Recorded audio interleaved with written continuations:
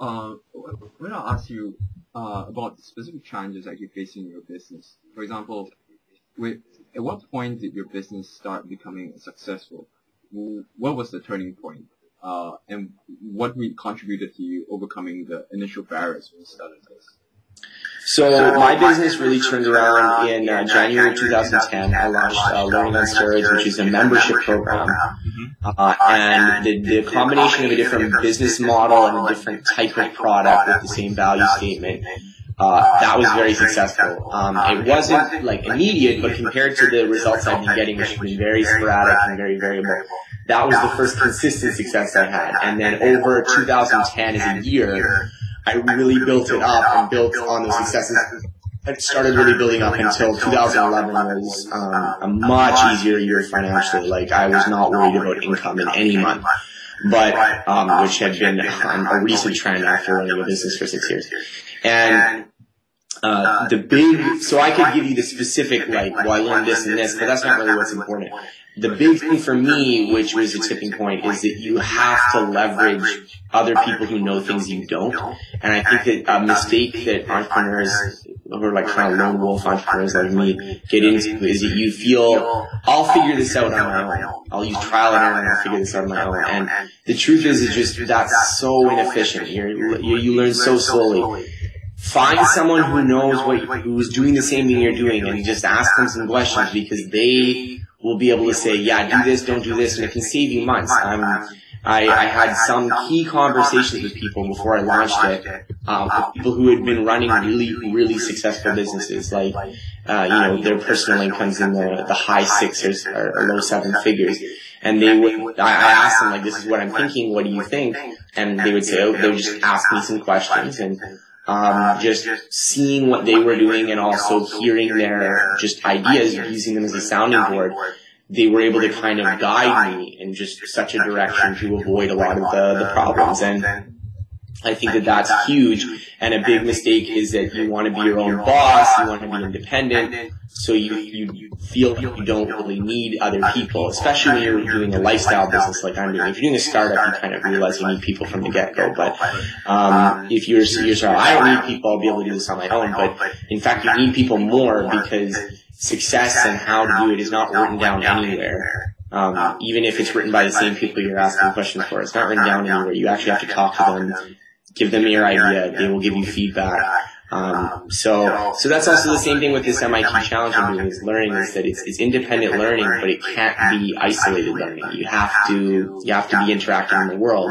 And so whether you have the ability to do that, to go out and just email random people and call someone up who's famous who might not return your call.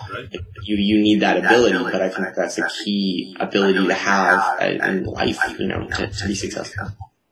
Something like a recent idea, we came across this thing called rejection therapy, right? The game that you play in real life where every day you seek to be rejected by a single person. And like, it's sort of a gimmick thing to get you to realize, and something like we're all continuously realizing, like, the biggest secret in life is that when you ask people things, like more than 50% of the time, they say yes. Like, people actually are very approachable, and the thing that is holding you back from, reaching out and building these connections is just so fast that you haven't actually done it. Well, everyone has this whole tangled ball of insecurities and bad experiences and, Freudian complexes in their mind of like, oh, I can't do this and this is too hard and stuff. And if you look at people that are just out there crushing it, they just have gotten rid of more of those, and they're not as hung up about doing things. Like, the people I know who are really good, they know every single successful person. Yeah, they have good social skills and they're charming, but mostly they just email tons of people. They just don't really care about getting rejected. And that's something that, I think that you need tact. I don't think that you cannot be arrogant about it. Like, you need humility when you're asking things from people. You need to respect people's time. You need to see things from their point of view. There's nothing worse than someone who feels that everybody should be helping them just because they're so-and-so, because nobody cares who you are.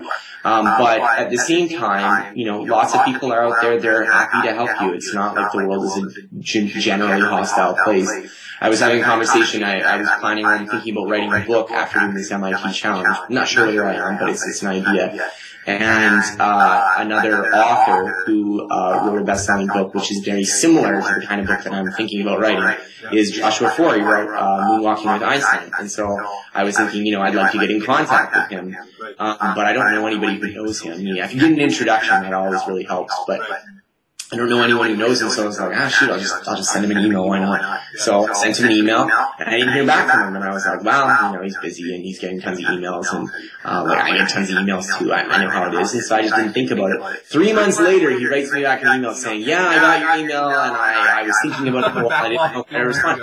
Like, if you don't take chances, then you're not gonna, it just doesn't go anywhere, so, I remember I would email everybody. I like their blog, I would just say, hey, I like your blog, I'm starting this and that kind of thing.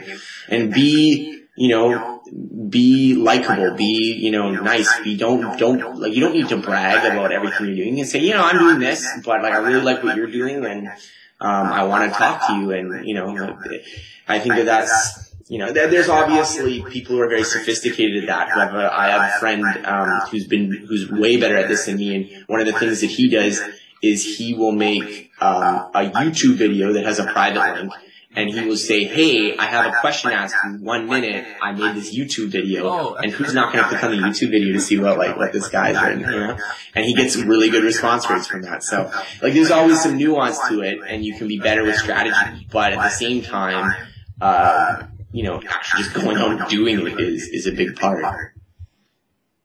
Definitely. Unfortunately, we're still bound by school, so I have class in 10 minutes. I think Kenneth might stay here a few minutes. It's right. I should probably get back to some. No, but this is really valuable to us. This is you are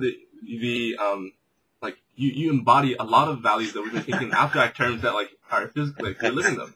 So we really appreciate the time you take to do this. We're wondering next week if you have another hour free, we can have another sort of this conversation. The final thing we want to talk to you about is about writing a blog and then doing the publicity to get a book published. That's the final leg of our. Yeah, sure. Well, give me a call. I can't promise that I'll be available because right now I have a friend staying, so I'm a little bit more relaxed. But next week I'm getting closer to when I have to write these. I'm running on this insane schedule, so I'm getting closer to that. So we'll feel how confident I feel of whether or not I can spare an hour. But yeah, just give me a call. That's it doesn't hurt. I mean, the timeline. We're thinking about publishing this book maybe in 6 months. Right? Yeah. So, any time in the next 6 months, we'll record some questions on YouTube and send you a link, and then you see if you want to take a few minutes to answer them. Yeah, sure. And best of luck with the book. And I was talking with Carl before, and I say that people who go out and do things, it doesn't really matter what it is, but most people don't go out and do anything interesting. I just learned that. We were joking that we wanted to write a book, and the title has to be, fortunately, almost everybody sucks at almost everything. So it's not hard to nobody's doing anything cool. Everybody's sitting at home doing nothing interesting. So the bar has been set really low. So it's hard, but also fortunately, almost everybody sucks at almost everything. So anyways, is there any other questions you guys have, or? I mean, real quick, if we want to ask is how do you go from writing a blog, right, which people read, and to selling a book that people pay money for? How do you translate readership into paying customers? Well, first of all, I'd say I wouldn't say that a blog is necessarily the best strategy for running a business. It kind of happened to be what I did, and that's sort of I had the audience, and now I'm leveraging it. But I would be much more direct if I were planning on running a business. If you want to do a blog to a book, then you have to be prolific. You have to actually like writing and write a lot. I think the reason my blog is successful, I've written 900 articles. And I enjoy writing. If you don't enjoy writing, do not start a blog. It's not worth it. If you do not like just writing articles just for because you have to get them out of your head, if you aren't that person, don't start a blog. Start an email newsletter where you sell products or something, because it will kill you slowly, because you have to write every day.